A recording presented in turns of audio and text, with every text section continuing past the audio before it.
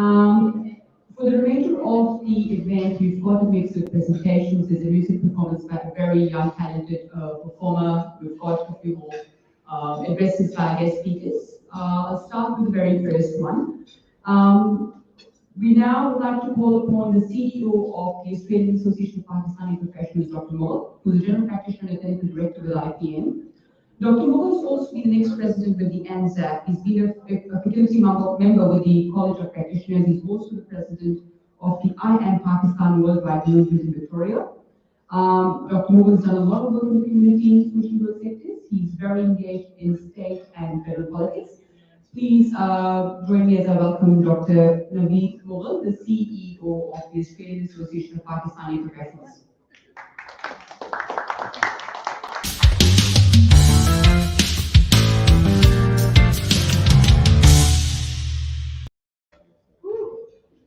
Thank you very much, and thank you everyone for choosing us today and gracing our event with your presence.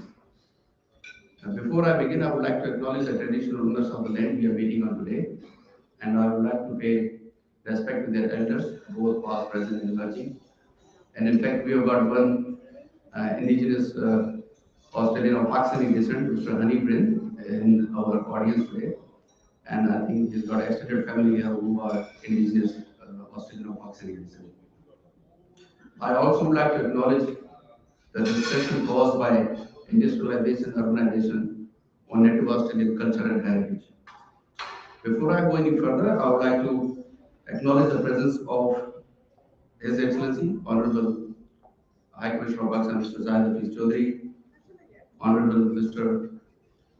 Rob Mitchell, Federal Member for Victorian and Deputy Speaker of Federal Parliament, Honorable Mr. Colin Brooks, Speaker of the State Parliament, Honorable Bernard Halfpenny, the State Member of Thomastown, and Consul General of Pakistan, Mr. Mozum Hussain Shah, and Adam Sadiq Zaid, and all our distinguished guests and prominent people of Pakistani community. On behalf of our Australian Association of Pakistani Professionals, I would like to welcome you all, including friends, community leaders, and distinguished guests. With Women's and Cultural Harmony Days in the background, today we are celebrating Pakistan Day. Ladies and gentlemen, on this auspicious day in Lahore for the first time, authoritatively from the platform of All India Muslim League, the final goal of Muslims in subcontinent was declared, latterly known as Pakistan Scheme. On this day, our ancestors decided to have a separate country for the Muslims of subcontinent. With the sacrifice of millions of Muslims and years of struggle by our ancestors, the state of Pakistan came into being. The relevance of the day are still cherished, and every moment requires not only a fully conscious dedication but also participation based on courage, faith, and unity. I believe that we all diaspora of Pakistan and Australia should endorse the need of our political and social growth. If done with unity, there is a reason why we cannot achieve the ideals of a fair and free society for our future generations. Also, I would like to express my intense faith in the fairness of Australian system and urge that the system shall embrace Pakistanis as an emerging yet naturally contributing to the economy entity. We represent a culture of hard work, harmony, peace, and generosity, which aligns well with Australian norms. A bond between the two will ensure trust, not just among the Australian Pakistanis, but also to a wider immigrant community, and will make us all feel included, involved, and attended. At the end, I would like to express my gratitude to all of you again for attending our event, and I hope you will enjoy the rest of the evening. Thank you.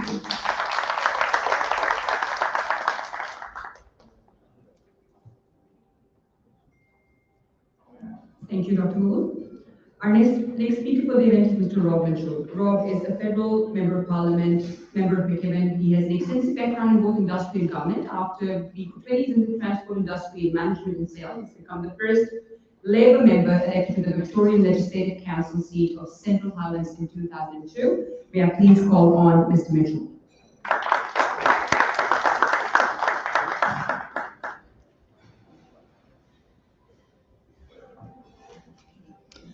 Thank you very much for that warm introduction. To acknowledge the traditional owners of the land on which we meet, to pay my respects to elders past, present and emerging, and to remind ourselves that this was, is and will always be Aboriginal land. We should celebrate the single longest living culture in this planet's history. To acknowledge His Excellency, the High Commissioner for Pakistan, Consul General, my parliamentary colleagues and friends, the Speaker of the Victorian Parliament, Colin Brooks, the member for Thomastown, Robin Halfpenny. We are friends, even though Colin is a Collingwood supporter, but we'll put that aside. Oh, God, there's two of them. Yeah, I'm sure like everyone. And I would also like to acknowledge some of my many friends that are here today.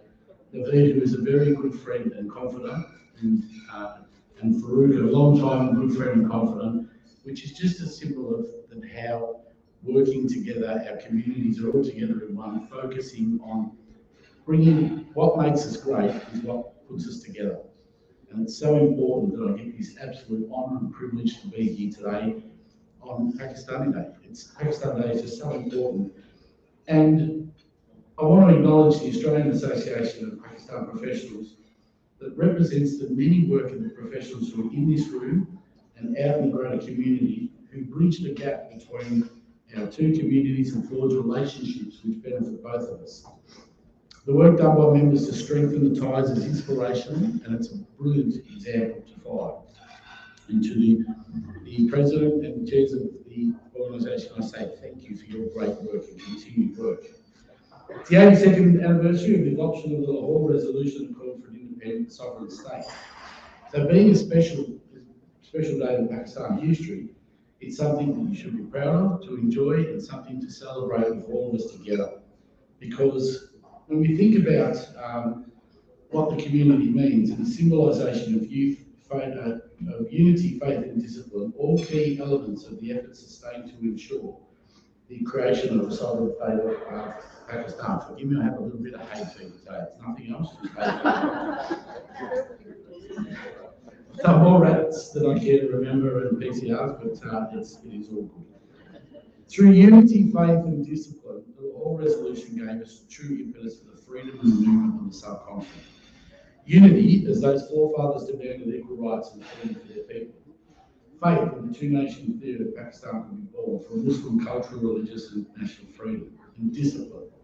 Through the efforts met with initial resistance, the determination did not wait to see the future they wanted for our people. It actually reminds us of the recent cricket matches in Karachi, and it's been 24 years since Australia toured Pakistan, and the faith is still there that we play sport together because it's a great way to bring us together. We think about the draw, the first test, it looked like it was going to be an Australian win. Then the second test this week was the absolute discipline from Baba Azam with 196 and an unbeaten 104 from Muhammad Rizwan. In the follow-on, the hosts have starved off to produce another draw. So let's hope the third test, from an Australian point of view, could be a little bit better, but the two first tests are showing that great sportsmanship works together, we get great results. It is a draw, no one wins, but we all win. Because we see great cricket, we see great friendships, and we see great ability for nations to be together in a time when around the globe we face difficulties, but together we can enjoy our sport, have our fun, and just hope that the third test we can bring it home for Australia. And if we can get direct flights from Lahore to Melbourne, that would be sensational, because Sydney may claim to be the capital, but when it comes to multiculturalism, when it comes to warmth and friendship, Victoria is the place to be. So thank you very much for having me on this special occasion. It is an absolute pleasure to be here, and enjoy your time those that come in to Melbourne. And for the rest of us, let's just celebrate what makes us great. It's what brings us together. Have a wonderful Pakistan Day, and thank you so much for the honour to be here.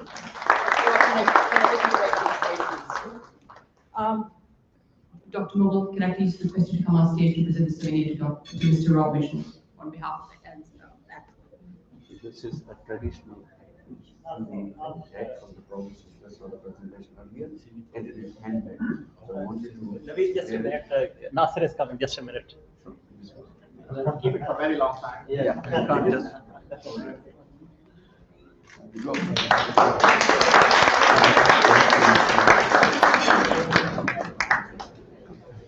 They look cute, man.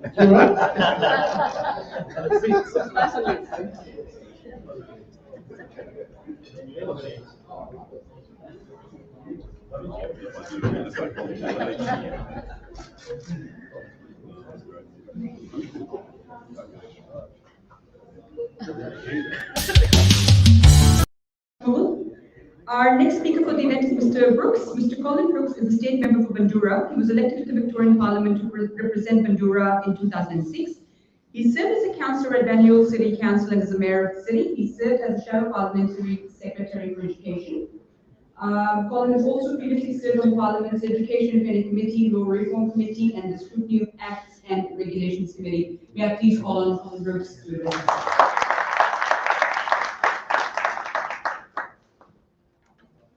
Thank you very much for the warm welcome and introduction. Can I first of all acknowledge, like other guests and speakers have today, the traditional owners of the land that we're meeting on today, and pay my respects to their elders, past, present, and emerging.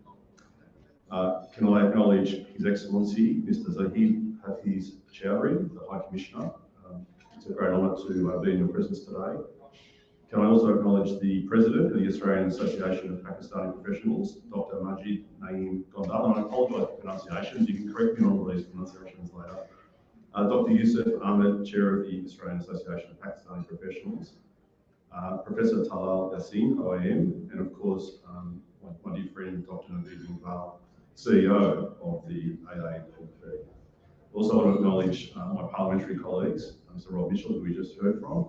I remember working on the campaign in the Yanning seat, which was part of Central Islands when Rob first was elected to the state parliament, and it's great to see him doing such great work in the federal parliament and taking time out of his busy schedule to run up to a federal election to be with us all today. So thanks, Rob, for making time to be here. Also to my parliamentary colleague in the state parliament, Mr. Robin Halfpenny, member for Thomastown, but also doing some important work as the parliamentary secretary for workplace safety. So to all of those people, it's great to be here in your presence, and all the other guests as well, as I look around the room and had a chance to have a chat with people, all the wonderful professionals from the Pakistani community here. I wasn't sure if it was the diplomatic or the polite thing to mention the cricket, but given that there's no one winning the cricket at the moment, it's probably fair enough to do so. As Rob just said, I think the thing that's come through from the series so far has been the great camaraderie between the two teams. The Australian team, dare I say it, hasn't always gone well with overseas teams, but it seems like this relationship between the Australian and Pakistani team is one of really good sportsmanship, so I think that's a great thing to see. And as they do head to Lahore on Monday, it'll be interesting to see exactly how that plays out. I think in terms of the Karachi test, normally groundskeepers are accused of setting the pitch for the favour of the home team. I don't think you can accuse the Karachi groundsmen of doing that, because that pitch really fell apart in the last couple of days, which didn't help the Pakistani batsmen. It was a great game. Ladies and gentlemen, it's a great honour to be here as we approach the 23rd of March, Pakistan Day, the day that our Pakistani community celebrates the adoption of the Lahore Resolution by the Muslim League, calling for the creation of an independent sovereign state back in 1940. I want to take the opportunity on this auspicious occasion to acknowledge the incredible contribution that our Pakistani community has made here in Victoria. Today we note the service of so many professionals, doctors, engineers, and so many others who have contributed to making our state an even better place to live. That contribution is acknowledged here in Victoria and highly valued. I'd also like to congratulate the Australian Association of Pakistani Professionals for its not-for-profit voluntary work to represent, inspire, and promote the contribution of Pakistani professionals in Australia, and in particular here in Victoria. The Australian Association of Pakistani Professionals performs an important function in strengthening existing networks and building new relationships within our broader Victorian community. I clearly remember my first formal encounter with the Pakistani professionals at a fundraiser many years ago run by the Australia and New Zealand Association of Physicians. I think was the correct title, Naveed. And I've been invited along and was struck by the generosity of the doctors and their families raising funds for charitable causes, both here in Victoria, but also back in Pakistan. And I also remember something from that night that I experience at every function that I attend and have attended since for the Pakistani community, and that is the warmth and the occasion and the welcome. You really do feel like you're part of a family and being welcomed into a family function. So it's great to be here today. While Rob and Bronwyn are here today in official capacities at a very formal occasion, we're also here because of the deep personal affection that we hold for the Pakistani community. The formal occasion it is, and so by way of conclusion, on behalf of the Victorian Parliament, I extend to you our best wishes as you celebrate Pakistan Day. And again, thank you for the powerful part you're playing in our wonderful state.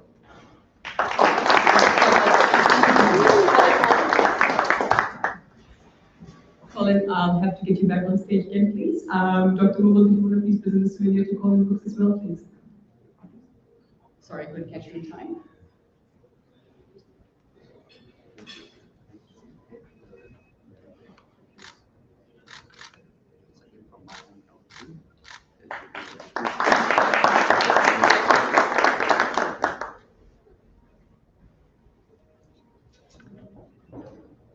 It all now matches with the ashok that Penny's wearing, so it all blends it nicely there. We'll now go on to a few other series of presentations on the provinces, but before that, a little poem which is one of my personal favorites. खुदा करे कि मेरी अर्ज़ पाक पर उतरे वो फसले गुल जिसे अंदेशा ज़वाल ना हो यहाँ जो फूल खिले वो खिला रहे सदियों यहाँ ख़ज़ा को गुजरने की भी मजाल ना हो यहाँ जो सब्ज़ा उगे वो हमेशा सब्ज़ रहे और ऐसा सब्ज़ कि जिसकी कोई मिसाल ना हो खुदा करे कि ना हम हो सरे वकारे वतन और इसकी हुस्न को तशवीश माहुसान ना हो हर एक फर्द हो तहजीब व फन का औजे कमाल कोई मलूल ना हो कोई खस्ता हाल ना हो खुदा करे कि मेरे एक भी हम वतन के लिए हयात जुर्म ना हो जिंदगी वबाल ना हो खुदा करे कि मेरी अर्ज़ पाक पर उतरे वो फसले गुल जिसे अंदेशा ज़वाल ना हो। Thank you, sir. We'll now go on to a series of presentations that we have from our guests on different provinces. We've already had the chance to connect with them, which was beautiful. Our next presentation is on beautiful Balochistan. This presentation is being prepared by Mr. Haneef Rin. Haneef Rin is a business owner and descendant of the Camellias and has long historical ties to Australia. He's worked in Western Australia, mainly in mining and railways, prior to moving to Victoria. Haneef is a well-respected elder in the Aboriginal community and a mentor. Please, welcome you on stage.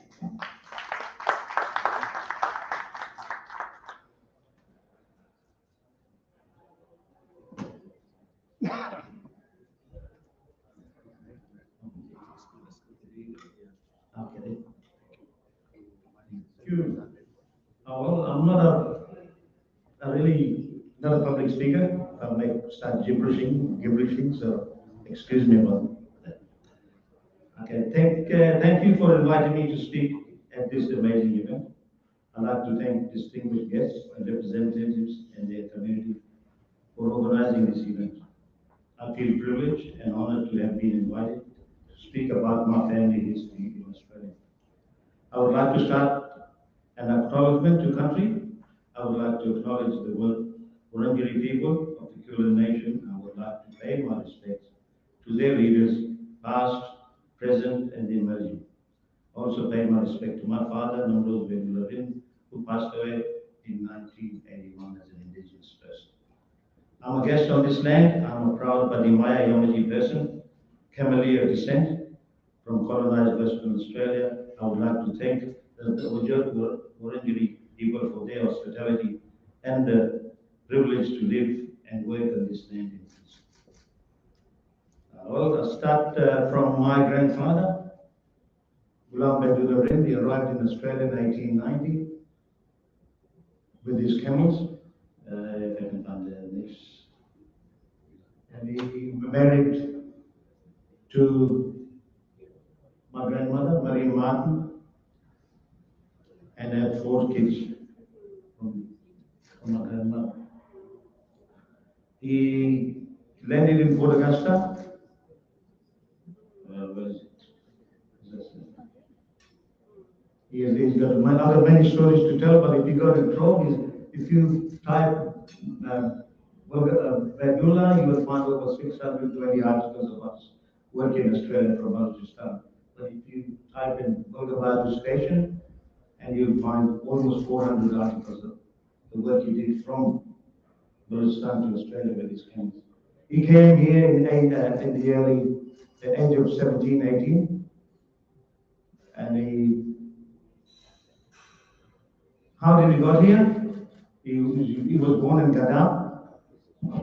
Then he traveled to East to sell wood, timber on his camels. So when he gets to Karachi, at that particular time they were hiring people going to Australia. So he goes to the port of Karachi, and the young man at 17, 18, he gets there late night, in the evening. So next morning, he's got his 8 to 10 camels, so he walks towards that gate where the registration was happening. So when he gets to that particular place to register him, there's a big Sardaji there and a white Australian person, not Australian, the British guy there, and he says, sorry, we fully booked now, we're not taking any people anymore. So he disheartened, and he will start to walk away. From there, as he's walking away, he finds a male camel really in anger looking for the she camels.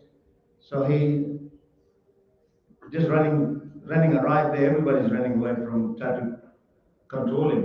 So he runs away, gets closer, and he asks somebody to give him a rope. He checks the rope and get him under control and puts that thing in his nose and get him under control. Then the guy who at the registration office looks at him, he says, oh, you come on, we'll take him. So he jumps on that ship and gets to Port Augusta, if I can find there, 1890. He arrives in one of these boats, the first Australian in South Australia. He works for the Elders company. I don't know if you know Elders, very popular in Australia. They're big business since 1839, I think. The first Elders, I think they imported camels to Australia. So he works a couple of years in South Australia, a few years there, providing railway timbers, railway equipment, and all this carting stuff for the big companies there. He made his way to Western Australia, and that's the Wellington station. That's me. I went there a couple of years ago. That was built in, I think, 1920. At that time, he built this wool shed. He had 12,000 merino sheep, and he's done a lot of work for Australia. Very popular person. He was a very popular man. A lot of donations. He was Kew Hospital, maternity hospital in Geraldton, and he had a few properties. Cut the story short, I'll tell you, at the early 1922, he takes summer leave and holidays. He comes to Geraldton. At that time, White Australia policy was very high. So I'll just read it out for you. Hope you guys can persevere with me. It said, that's a letter at the Geraldton Times there. He said, Mr. G. Badula, pastoralist from Mount Magnet, arrived in Geraldton on 16th of January to spend a few weeks holiday. On his departure from Geraldton, he sends the following letter. It is 11 years since I last came to Geraldton. I was born in Karachi, which is Balochistan, and under the British flag. As far as I know, England has been the ruler of my country for over 200 years. And my benefit goes to England, just the same. I was walking along the street of Geraldton when a gentleman who was smoking a cigar came up past me and said, "Good day, White Australia," he tells him. He answers back, he said, "Oh, good gentleman, won't you allow me to walk along your street if it's a man to man?" when the Baluchi, they don't want somebody to say something to them and they say, well, hey, either come here, I want to talk to you, So it's, let's work together. I did more work in Australia than what you did, is telling that person there. So your street, if it's a man, as I am going to advertise what work I did in Australia, is telling this man. In Australia, so that you can see it in the paper. I'm a poor Indian man and I will not have any quarrel with anyone. In 1890, I was employed by Faiz and Taj Muhammad. Faiz and Taj Muhammad Camel Carting Company. They used to get there, bring them here from the Afghan, they probably know the Afghan camel drivers. They mostly were Baloch from Balochistan and all that. They came to Australia. If you got a museum in Australia, in Melbourne Museum, you see the mainly old Baloch from Balochistan. Khans and Baloch, because Balochistan was in those days, I think still is, half in Pakistan, half in Iran, and half in Afghanistan, most of it, I think. It's a big area, Balochistan. Who were the first men to bring camels over Australia. In 1891, I landed in South Australia. Actually, it was in 1890. In 1892, I arrived in Western Australia. In 1893, I saved 70 diggers. 70 diggers in Siberia South, which is in Western Australia. One man died, and the rest saved. These diggers depend on the Siberia soap, which is I think it's a water hole or something, a tank. So which gave in, and there were no more water. These diggers sent in a report to the government for help, and the government hired 40 camels from Masua Faiz and Taj Muhammad. I was the man who did the work. I got an order for the boss to go to tell the houses and save the people. Myself and 3 other employees went, and I was in charge of them. From Kulgari ride to Russell Soap is 30 miles through a rough track. From Russell Soap to Siberia Rush is 42 miles. There was hardly any road, you see. I pushed through 72 miles without stopping and saved 70 men, the 70 diggers you saved. And one died before I got there. That was poor me who did that work. I was new to the country and I couldn't speak the language, and I got no thanks for what I did. I suppose my boss got it, he says. The benefit, he got the benefit. In 1896, I was employed by Optical Mining Company in Menzies, Western Australia. 8 miles from Menzies West. I used to cart water for the miners from the condenser, which the pumps. 300 gallons every day. For these people, 180 were working. One morning I went down to the condenser, which was the pump there. The man told me that the condenser was broken. I turned back and went 8 miles home and told my boss that condenser was broken. He said to me, my God, Bedullah, all these people will die for water. There's no water. Next water will be 30 miles from Menzies to get. It's too late now, he says. Will you go early in the morning 30 miles to get it? I said, all right, boss. You give me a letter to that boss who owns the condenser and I will get the water for you. He gave me a letter at 4 o'clock in the afternoon. I started straight away. He didn't wait for tomorrow, next day. And I never told the boss. I pulled through with 10 camels with water casks all night on a very small pad, small and narrow track there. I did a special trip for the water, and all that afternoon and all night. And next morning early, I brought the water and supplied all these miners before the boss got out of his bed. I just unloaded the last camel when he came out of the door and said, hurry up, Bedullah, go and bring the water. He said, after you left at 5 o'clock, more than 25 people gave notice. They want to quit to leave because they were dying for want water. I said to I said to the boss, I will bring water tonight. He said, jokingly, you will be good. He said, you will be a good boy if you bring water tonight. He thought I was just starting and bring the water. I could not speak well enough English to make him understand that I brought the water last night. I told him I had been working ever since yesterday morning, 7 o'clock. I got him by hand and took him to the drums and told him to look, this one full, that one full, and that one full. Oh, he said, you've been going there since yesterday, 4 o'clock. You did a good work, saved 108 men from perishing for water. And now, he said, I'll give you £5 present and £2 rise in wages.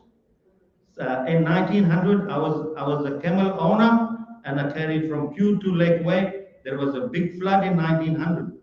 I saved women and children from starvation. All the country was flooded. I loaded 150 camels and 40 pack horses with food. They were all trying to get through with Taka, which Australians say, Taka and Lake Way.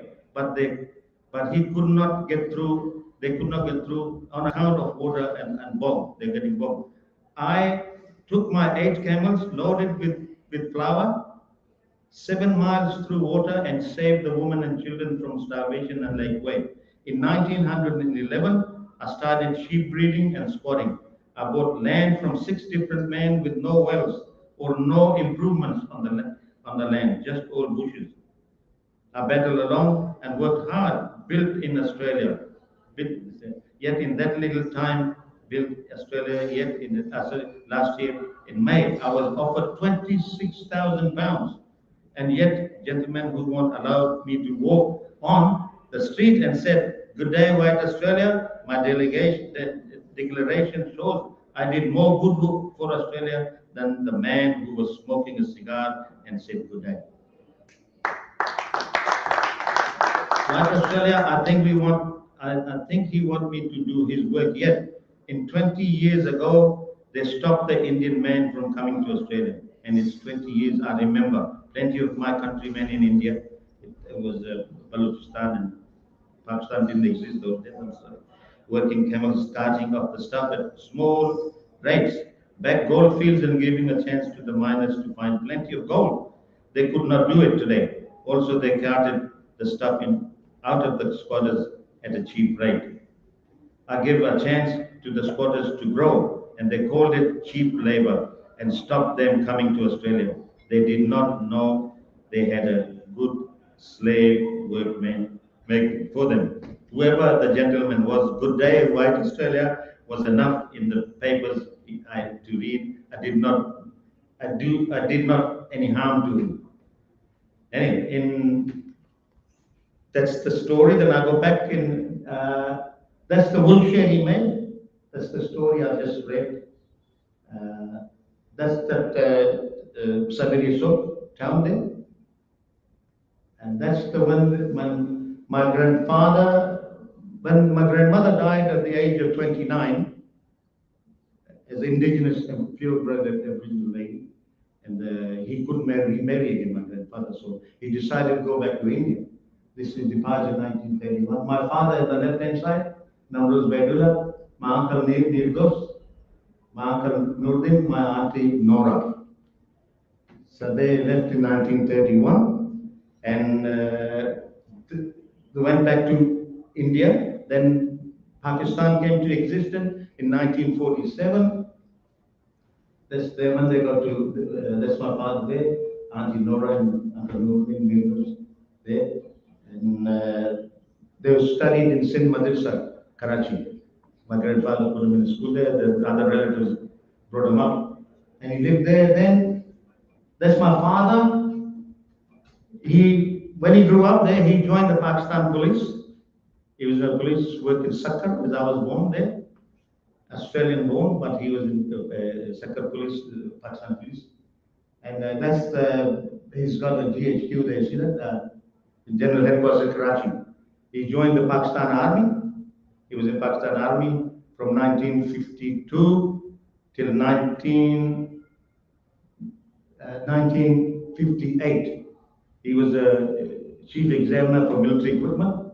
They posted him in England, and he, 1958, was back to Pakistan. That's my auntie Nora there. They grown up. They dumped her up in the bush. He got married there, had 8 children. Then that's my uncle Bilto. That's my dad there with the glasses. And there's 2 other, and they grown up in Pakistan. Then in London, 1956. That's my father in the middle when he was representing Pakistan Army there. And then that's another picture. That's my little sister Suraya. She was born there. And at the end of the story, there are many things to say, but this is the first Muslim mosque in Australia, built in Murray, South Australia. And you can see the built by the families and Baloch too, most of them were Baloch, you know. I don't know what else to say. I got a lot of gibberish there. That's him there. I got other stories to tell. I think maybe we run out of time. Yeah. Thank you very much.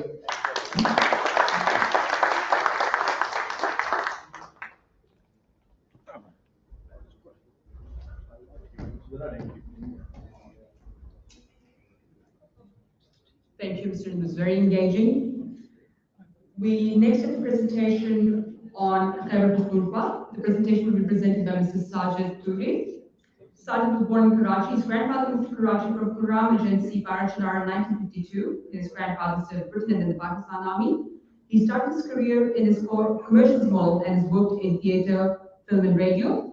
Sajid is the director of a digital channel known as The Voice of Australia. Sajid Turi.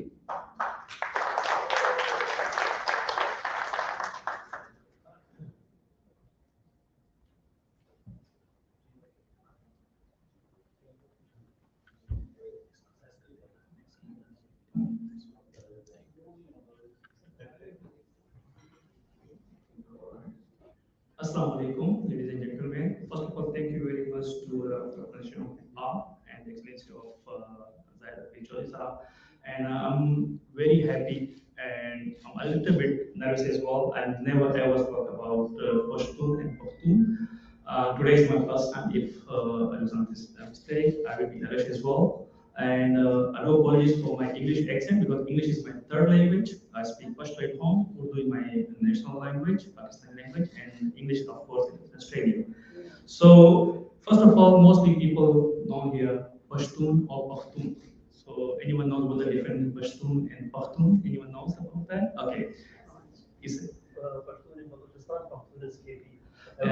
That's very correct. In Afghanistan, if someone say I'm Pashtun, it means he belongs to Afghanistan or he belongs to Quetta or Waziristan. They always use the Pashtun. And Pakistani Pashtun, they use Pakhtun. So the difference is Khe and She. So Pakistani, they use Pakhtun, like that's why we say Peshawar, and they say Peshawar.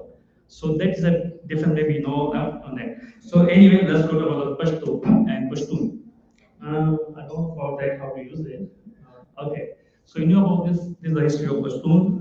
Tell you about, because this is maybe 1-2 minutes this presentation. The historian said about Pashtun is 7 years old, or some people say they're 5 years old, the Pashtun tribe. Some people believe they came from Bani Israel, you could say Israeli, or both languages. And some people believe they're from Iranian or Afghanistan background. Some people believe that is from Greece or Turkish as well. So if I compare about myself, so we have similar culture with Israel. Like if you go to the Peshawar, we use that hair which is similar to the Israeli people. But if you see some Western dramas, in Turkish drama, we also similar culture with Turkish as well. If you some people know about Ertugrul. So Ertugrul, mostly the culture is more simple with the Parachinar Pashtun, so whatever they shows. So that you can see here, in a young age, you can see the boy, they wear the hair, and that's rather safe. Mostly the people who live in Quetta, in Rajasthan, they wear that hair. But the people who live in KPK, Khyber Pakhtunkhwa, they wear the Pakhol. I forgot to bring to them, maybe my car. And the people in the, like the leader of the Pashtun, they always wear the pagadi, and in Pashto we can say Pakhol. So if you go a little bit further more, and This is the 26th largest, okay, I will check my here, it's very hard to see. 26th largest ethnic group in the world, 350 to 400 Pashtun tribes and clans. Sorry, it's so hard for me. Yeah, thank you very much. I told you I'm not good in technology as well. Maybe people are as well. So, like in Pakistan, if you know about the Afridi tribe, because of the Shahid Afridi, I'm Turi, I'm from Parachnar, my tribe is Parachnar, there's a lot of Waziri, Swati, and Khakar, there's a lot of tribes. And I'm going to just quickly go through about everything as well. And talk about the before the movement of Pakistan, the Pashtun mostly they lived in Afghanistan and some in Iran, and that's why some people believe they came from Iranian background as well. When the Pakistan movement started, 1947, the Pashtun contributed a big role in Pakistan movement. That's why in 1958, the first war between India and Pakistan, the Kashmir War, the Pashtun, that time Pashtun, they sacrificed their life. So after Pashtun movement, they mostly lived in their KPK, which is used to be known as the Northern West Frontier Pakistan, and then the name is changed in 2008. I don't understand the people, or maybe they just thinking about what's going on here. I'm not following that slides. I'm just quickly run up the things because I'm a little bit in the rush as well. No apologies for that. So these are some beautiful, but it's too fast for me now. So let's talk about the culture. Here's the culture area. If you see this one, is the people in the round. This we call, many people say dance, but we call atan. If you call say dance, the people get angry because Pashtun culture, they don't like to say, can you dance for me? They get angry. Even if you see the people, the old people here wear the kind of mulanas, but they still, if you say, can you do atan? So atan will be the people proud. Yeah, this is the atan in wedding and different cultures. But if you invite them personally, come and do the atan in our event, they will never ever come. They say no, this kind of disrespect. But if somewhere in the like culturally, you don't need to invite, they just start atan. Like in Pakistan, we say Indian match. You can see in Adelaide, 2015, we did a lot of people there, atan. And the other thing, can you see other side? The people sitting over there, and we also have a system that's we called jirga, and the jirga system is okay. The jirga system is kind of when anything happens. The leader of the Pashtun tribes, they sit together and they will kind of a judicial system we call jirga. But after the new environment in KPK, so now we also contact with the Pakistani judiciary as well. So Pashtun Wali, what is Pashtun Wali? We follow two things. First Islam, second Pashtun Wali. Pashtun Wali is if I have an enemy, but the enemy lives in my area, I will look after for him, and that's my duty to look after him. That's why after 9/11, I can say a lot of people, when the Pakistan says, okay, we are with America against the terrorism, the most affected area was KPK, and mostly Pashtun believes that the people who live here, they are in our area, so we can't go against the Pashtun Wali. But thanks God, the government of Pakistan, they understand the culture and they get contact with the leaders, and we sort it out with according to the culture. Another Pashtun Wali is like I'm from Turikabal. My great-grandfather 2000 years ago came from Afghanistan. I was like, so whenever they come to Pakistan, we have to look after them because of our Pashtun Wali. Anyway, so we love poetry. The famous poet is I think I'm going some different ways. I go to sports because quickly, yeah, I was thinking what's going on.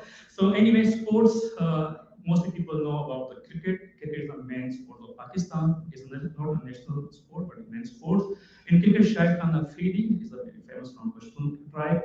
Yunus Khan was the first Pakistani who scored more than 10,000 runs in the history of Pakistan. And the first Pakistani who scored double 100, that is Fakhar Zaman, also from KPK, Pakhtun.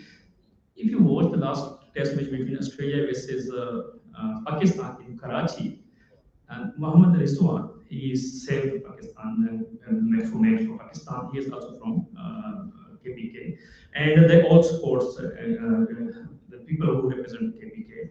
Anyway, so let me bring out the final words. I don't want to waste your time. I know you need coffee. You need a little bit, waiting for the music as well. I don't want to explain too much about Afghan camels, but just quickly I want to say when I applied for Australia in 2009. One of my friends from Bunir, he called me, said, please take this document with you. Whenever you reach to Australia, please search about it.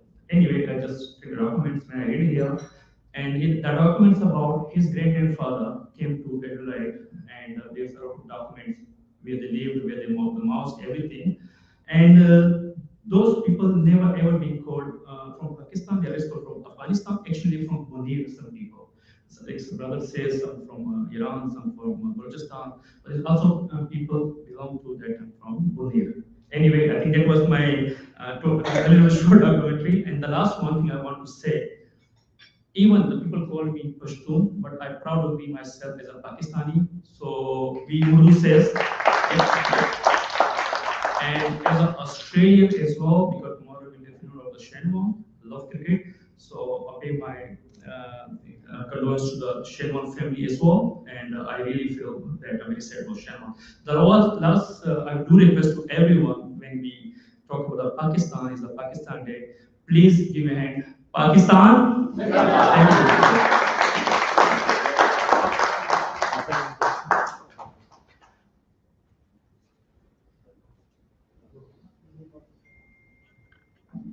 Thank you, Sajid. That was at 110 miles an hour, but did well. We will now go on to the last presentation for the day. Is there any provinces that we've left as yet, or have we covered all of them? Have we? Oh yes, we've missed Punjab, have we? For the presentation on Punjab, we have Dr. Zafar. Dr. Zafar is the General Secretary of Australian Association of Pakistani Professionals. He's also the President of GAMSE. He's a member of the Gippsland Ethnic Community Corporation. He's the longest serving founder member of ANZAC, being the current member of the Executive Council. He's a director of the Leadership Forum Australia. Today, he's going to take us to Punjab.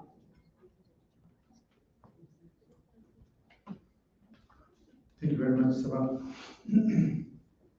As like everybody, I pay my respect to the custodian of this land when we meet together. I say respect to the present, past, and emerging. 10 minutes for describing Punjab. I realize that even one city of Punjab you cannot describe. But like you can see in the slide, we have this is the logo of Punjab government, and you can see the map of Pakistan, and then on the right side you can see the map of Punjab. Punjab, though it's the language is Punjabi, but I think the name Punjab comes from Persian. Panj Ab. Ab is water, Panj is 5 in Persian. So the land of 5 rivers, stretching from the northeastern mountains and flowing through the delta of all these rivers and going up to Bihari and Rahim Yar Khan. There's a lot to talk about Punjab. If I do the same, I go to history and Shesha, Suri and all that, we can be sitting here for the whole day. So I would be very brief. I just introduce Punjab as the land of Sufis, the saints, Baba Farid, Baba Bulleh Shah, and I would not go without saying Sultan Arifin, Hazrat Sultan Babu, Rahmatullah alayh. These are the saints who brought Islam to Indo-Pak. And the poetry is one of the major invitation to Islam, and it's especially it's more spiritual. It grips your heart, it affects your heart, and that's what brought them to this land, and they affected these people. I would share one of the few verses of the Sultan Babu Rahmatullah. His whole book starts with Punjabi poetry, and it's talk about the spirit and Allah subhanahu wa ta'ala, the oneness of the Lord. Alif Allah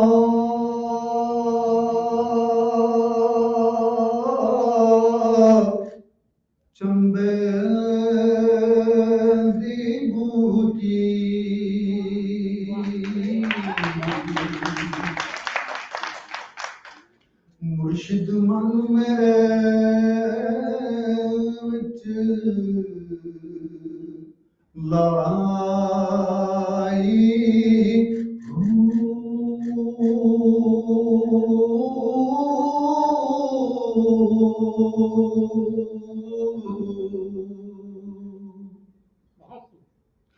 Nafi असबात दा मिलिया पानी हर रगे हर जाई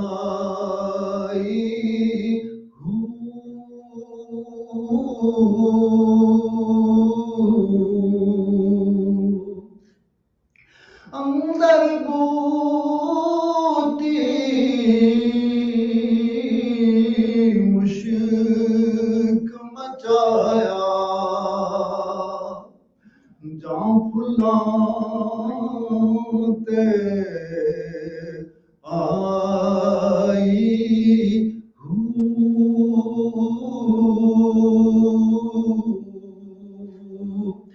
जीवे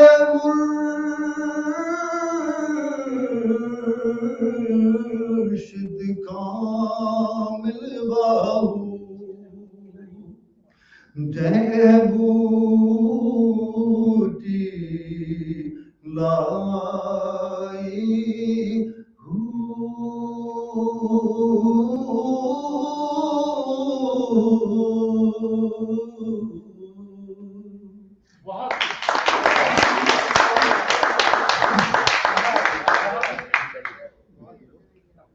The beautiful land of Punjab, the heart of Punjab, I would say, the famous saying, Lahore, Lahore, and people say, Jine Lahore nahi vekhya, to main nahi. If you ਜੋ ਵੀ ਕਹੋ ਨਾ ਜਿਹੜੀ ਤੁਸੀਂ ਇਹ ਪੜ੍ਹ ਦਿੱਤੀ ਹੈ ਨਾ ਉਹਦੇ ਕੋਲੋਂ ਬਾਅਦ no match absolutely fantastic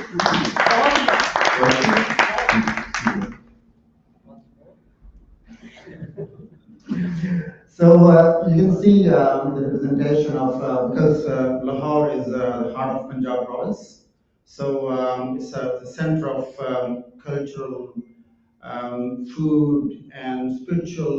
All the spirits, all the religions like Hinduism, Sikhism, Muslims, Jain, and Christianity. All they were full of churches. There are a lot of mandirs, gurdwaras, and just recently. Our Prime Minister, Mr. Imran Khan, they opened this border with Punjab, so there's a lot of Sikh yatris coming, and Baba Guru Nanak Sahib Ji, their samadhi, and so that was also a goodwill gesture to the Sikh community of India to visit their the main person that they believe in as a Sikh. The beautiful land of, and you can see, I'm not an Arabian, but I know there are many Arabians sitting here. Lahore, so you can see Government College building on the left, and there's a Badshahi Masjid. If I'm not wrong, Badshahi Masjid is one of the largest mosques in Asia, with a lot of capacity, and underneath you can see the Shahi Qila Lahore, and on the left there is the resting place of Hakim al-Ummat, Sayyidina Allama Iqbal, Rahmatullah alayhi. He was the Musawwir of Pakistan who conceived the concept of a nation and a country where Muslims can live independently and to practice their religion. And underneath you can see there's a panoramic picture of Shalimar Garden in Lahore. So Lahore is really heart of Punjab. And I will come back to it later. Let me go next. This is a beautiful landscape of Punjab. You can see this is the land of, it's coming from the mountains in the north and flat terrain going all the way to the delta of all these rivers. And it's called the food basket of Pakistan as well. We have got these crops. Wheat is the staple diet of Pakistan. So Punjab is the main grower of wheat, cotton industry. Faisalabad is another in the same delta of Chenab River. We have Festabad, it used to be Loyalpur in the past. So that's the Manchester of Pakistan. The cotton industry and it's flourishing these days with the new administration. They have made a lot of privileges for the industry, and it's thriving back. Chenab River, and there's a lot of folklores related to Chenab, Jhelum, and all these rivers. Sassi, Punu, Heer Ranja, Soni Maiwal, and a lot of other folklores related to this land. I would like to Mir Muhammad Saab's one share of Mir Muhammad Saab, because he wrote the whole story of Heer Ranja, and in that he has described the life and different anecdotes and different metaphoric cues towards the life of people of Punjab in that culture. And one share, inshallah, not bore you too much. I know that the time is in, especially the post-perennial bit of dizziness as well. So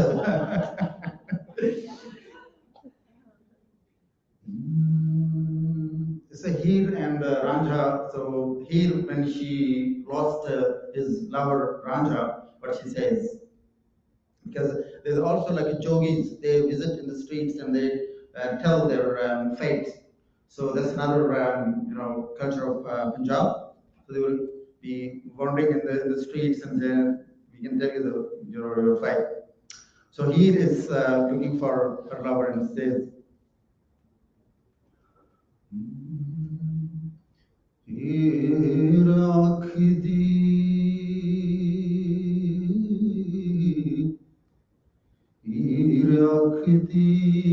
जोगिया झूठ बोले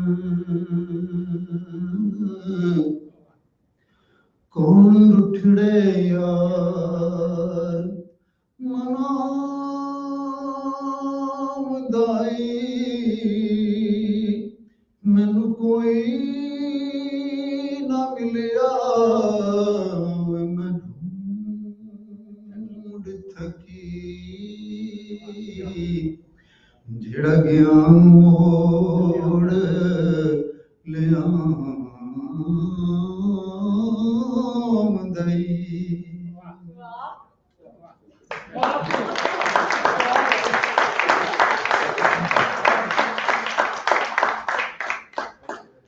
This is the picture. You can see this is a mosque. I have visited, fortunately. This is the. Thank you. This is the mosque built from the pink salt. That is from the Kura salt range. Kura salt range is the second largest salt deposit in the world. And this is a mosque. They have built it through. They have made the bricks of salt, and they have constructed this mosque inside the cave where they were in the mine. So and it starts from the northeast, and it goes up. From the east it goes up to the northwest, and even the Kura range, and then goes up to Calabar, and now you can see this pink salt, the Himalayan salt, now available in the markets, and that's very healthy. There are a lot of health benefits from that. They are producing a lot of lamps, so that the light that is emitted from that salt is used for healing and health. And we talk about, when you go to Indus, you talk about Isakhel, and if I don't mention Isakhel in our folklore, that would also be not justice to.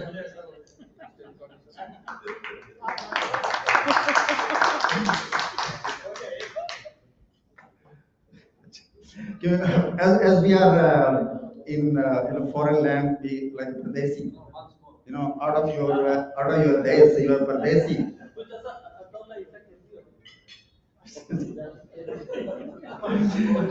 So it's very famous of Ataullah Sakhelvi when he talks about going to overseas, or when he feels that even in his own land he's not, this, he's in Pradesh. So he says, "Aapki jara suno." तुसा Kumar वतनांदा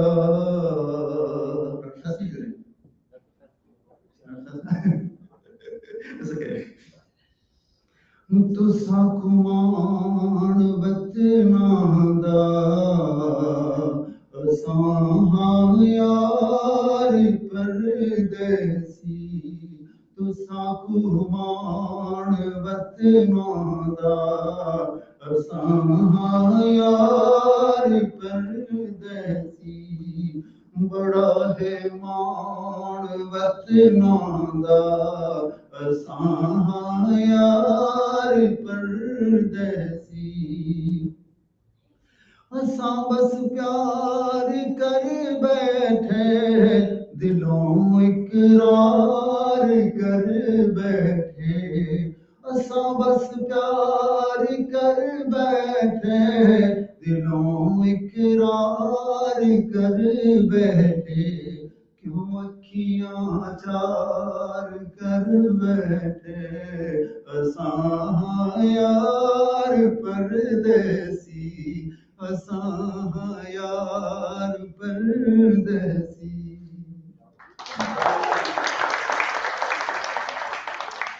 Talking about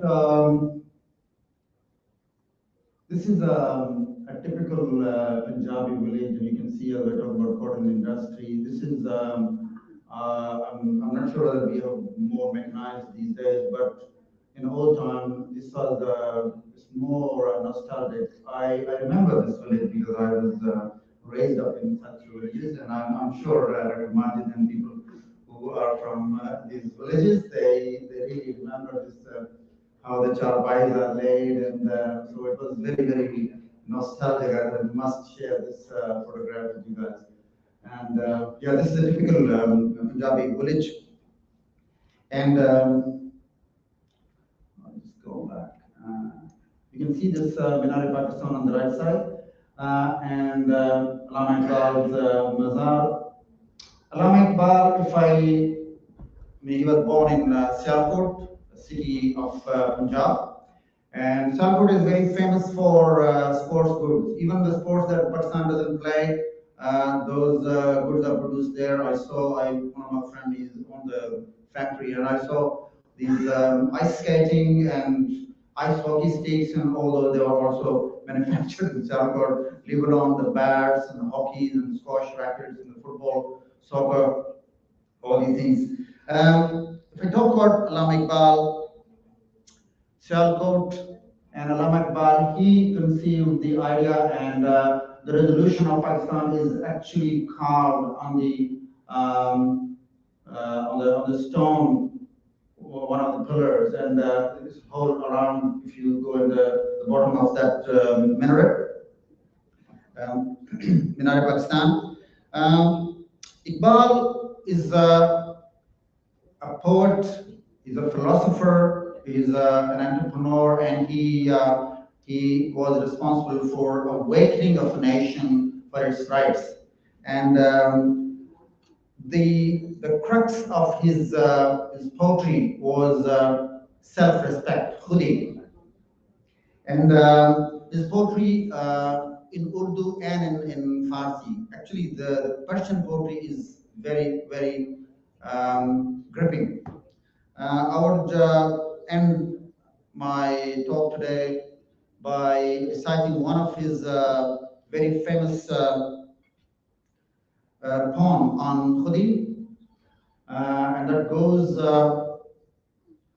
khudi ka sir nehala ilaha illallah la ilaha illallah khudi hai tegh fasana ilaha illallah la ilaha illallah illallah. अगर चबुत है जमात की आस्तीनों में, अगर चबुत है जमात की आस्तीनों में, मुझे है हुक्म अज़ा ला इलाहा इल्लल्लाह, ला इलाहा इल्लल्लाह, खुदी का सिर निहा, ला इलाहा इल्लल्लाह, ला इलाहा illallah. And lastly, Iqbal also talks about being believers in the monotheism, being believer in the oneness of Allah subhanahu wa ta'ala, being Muslim is not an easy task. And he says, in Persian it says, Chun miguyam musalmonam belarzam. When I say I'm Muslim, I tremble, I fear. Because I know the difficulties that I will face when I become Muslim. When I say La ilaha, there is no one to be worshipped other than Allah subhanahu wa ta'ala. I trembled, I shiver, because I know what I have to go through. And because to say La ilaha illallah, you know the consequences, and you can see the consequences these days that Pakistan is going through these days. When you say absolutely not, you have to pay the price for that. You have to be ready for that. When you assert your selflessness and your khudi, you have to pay the price for that. And that's what we're going through. I pray for my country. May Allah subhanahu wa ta'ala give prosperity and stability to the land where we come from, the land of Islam and the fort of Islam, where the whole entire Muslim Ummah is looking at Pakistan. Thank you very much.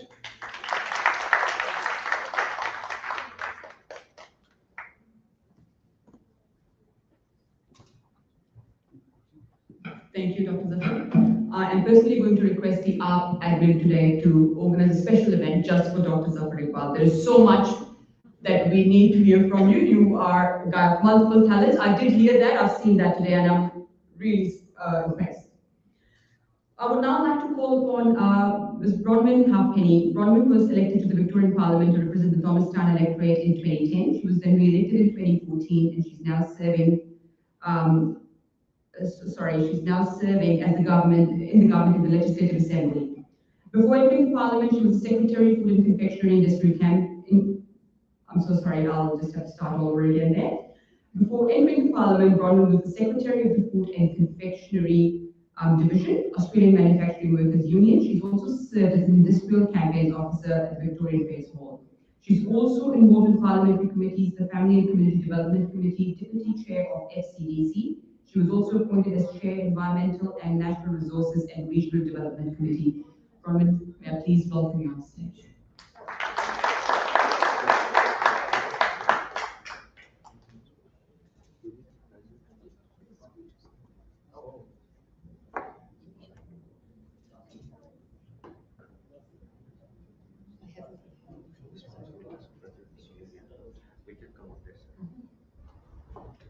Thank you for making time to come to the event, Bronwyn.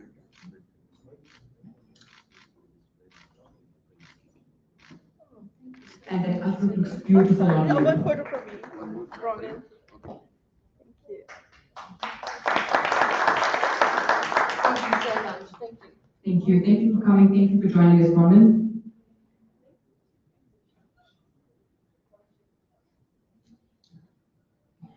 Our next presentation for the night is by a very young, talented Pakistani Australian artist. He's the Melbourne's youngest drummer who started at the age of 2.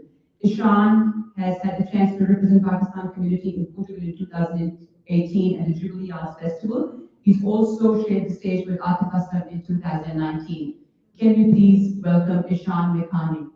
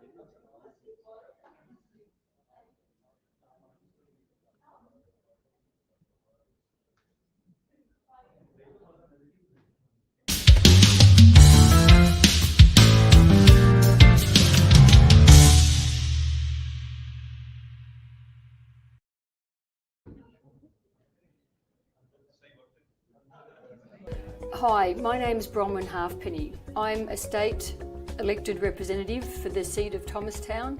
I represent people that live in Lalor, Thomastown, Epping, Wollert and Reservoir. I've asked our local doctors to tell us what they think about the COVID disease and the vaccine. Every doctor has jumped at the chance without hesitation. They've volunteered their time because they care about you and me and our neighbourhood. Many of our doctors grew up here or have chosen to live here, and their parents are also here. They want all of us to be safe. They are the experts. Please listen to them. I have been vaccinated to protect myself, my community, those I love. I hope you do too.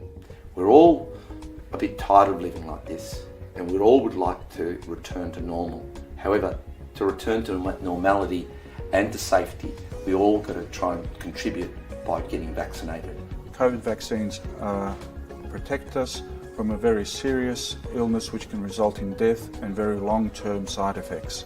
The vaccine has been studied in various countries and it's deemed to be safe and effective.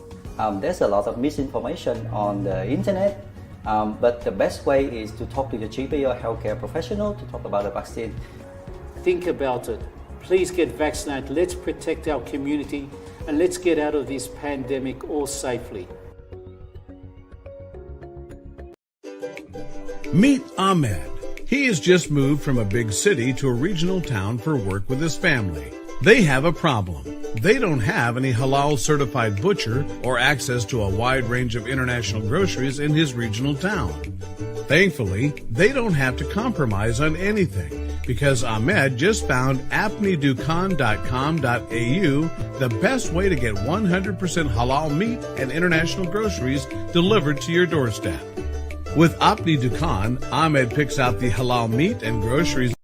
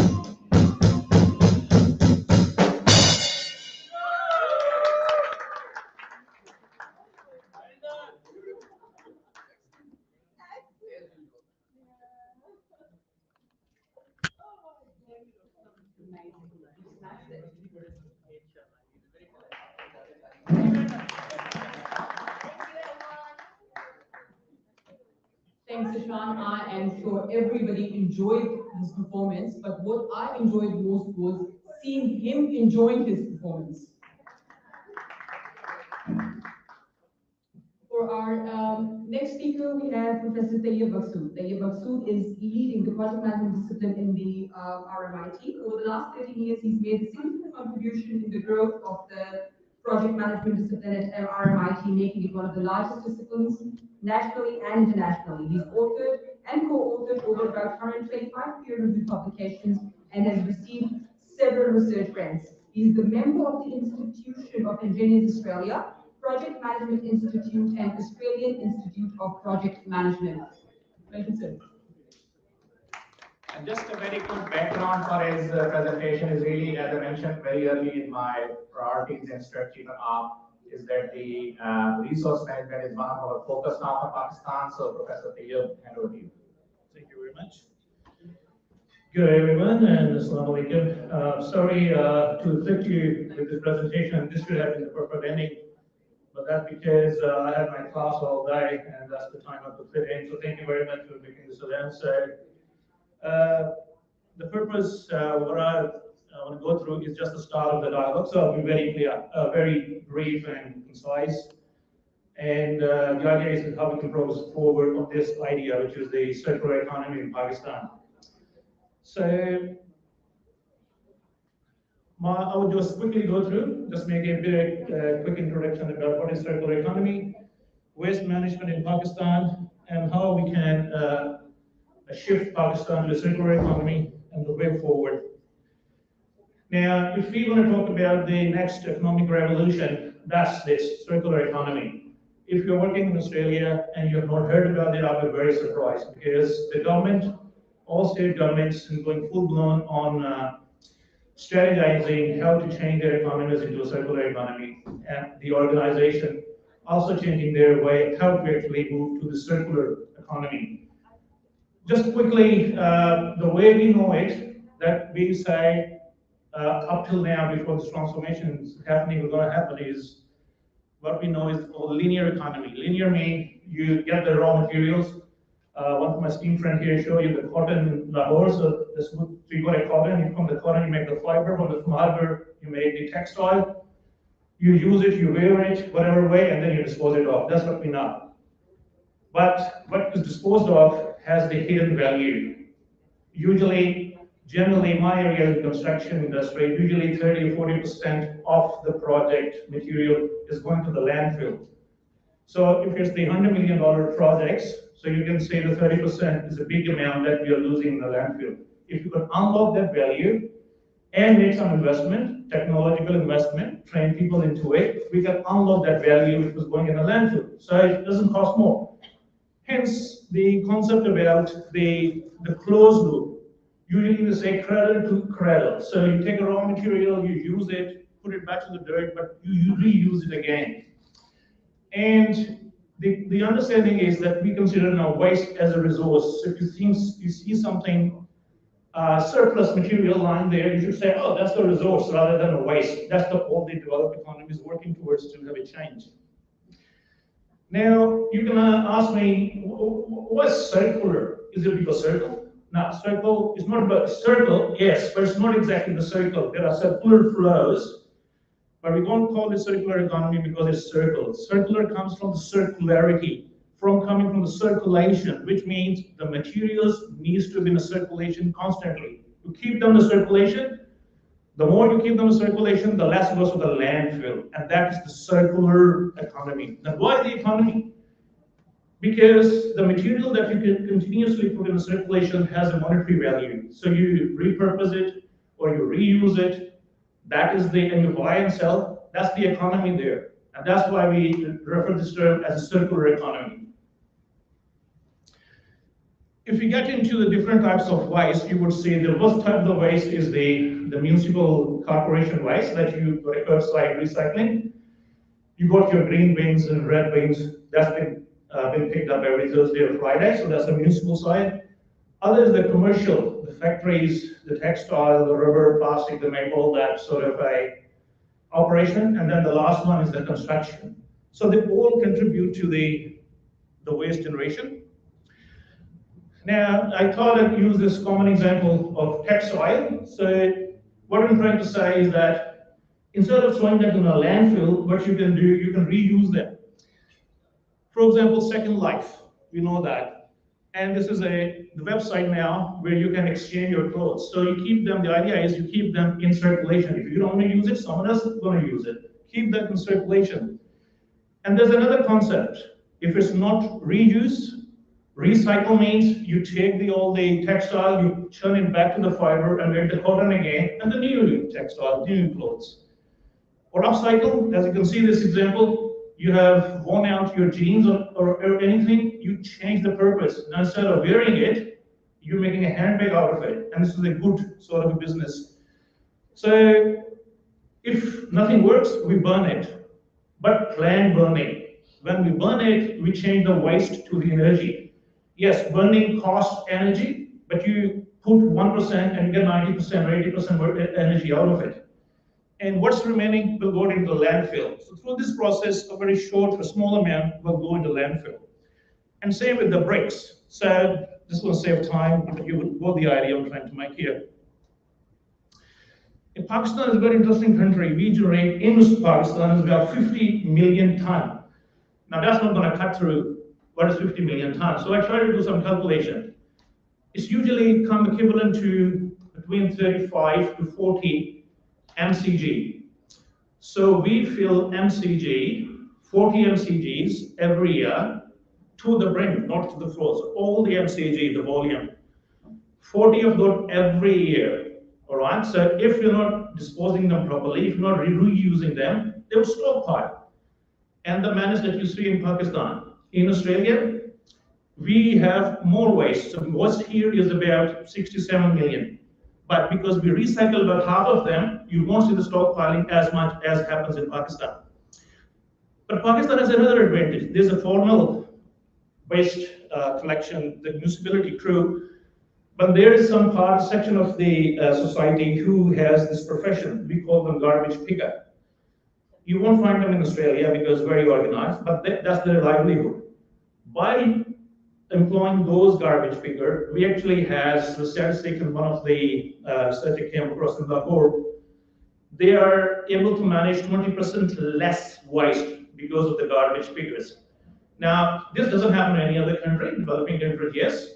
If we could capitalize and leverage of that, we can actually have them in a more organized way. So this is their livelihood, we can do it better.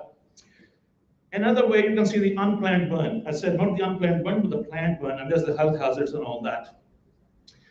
Now, what and how it needs to be fit in is we already have a clean and green Pakistan vision. I looked through that. It has not gone that far yet to include circular economy in its agenda. So this is the perfect place to actually get started.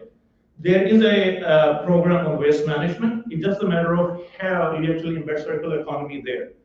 And that's where we can help. Now, as I said, because there's a potential value that you can unlock from the waste material or resource material going into the landfill, you create new jobs, new technologies, and totally a new area which was not there before. And this is 30% extra that we can do basically with nothing. We have a 5 million new house building program, and all the waste will be generated. We need to plan now what we do with that. And we have a large infrastructure projects going on, and hence the waste problem. So investment into the waste to energy plants, I'm not exactly sure, but I think in Karachi or Lahore, there's the one I just starting. We need more of those, but not like out of the strategy, within the strategy. What we're doing it, the reason is circular economy, and one of the way is the waste to energy. And also the capacity building, where I belong from, within the undergrad UAT, civil engineering, we don't have a program like that. So I'm assuming the other universities don't have that program as well. And here in Australia, there are heaps. So we can start some education program in that. So the way forward is that what I would like to have through the app, and thank you for giving me this opportunity, to collaboration with the relevant ministry, that how we can help. And the help can be in two ways. I am part of the community, so I'm personally available, but it could be on a more formal basis, either through the university or through the Australian government, because if you develop that sort of a partnership and relationship, yes, Australia is very advanced in this area. And as you can see, I just make an example of this Victorian circular economy plan, and every state has got that. On using that as a basis, we can help in developing or progressing this further. But as I said, this is the time to capitalize on that. All nations are getting into it, whether they are developing or developed, that's the time they're actually getting onto it. So thank you very much. That's what I want to say. Make sure what you want.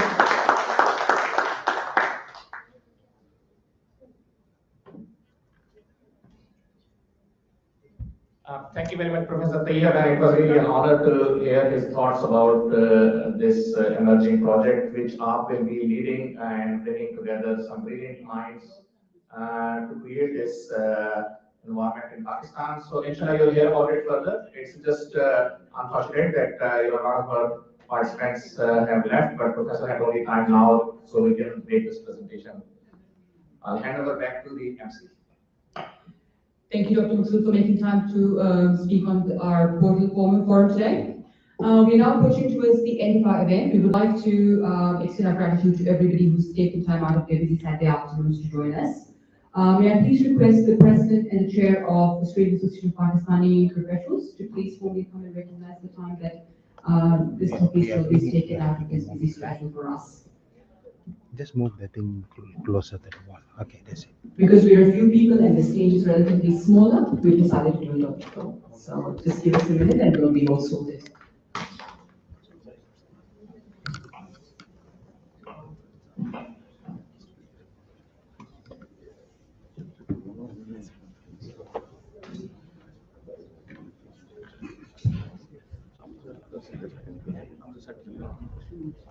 Dr. Ahmed and Dr. Gould will present you to His Excellency Mr. Chaudhry.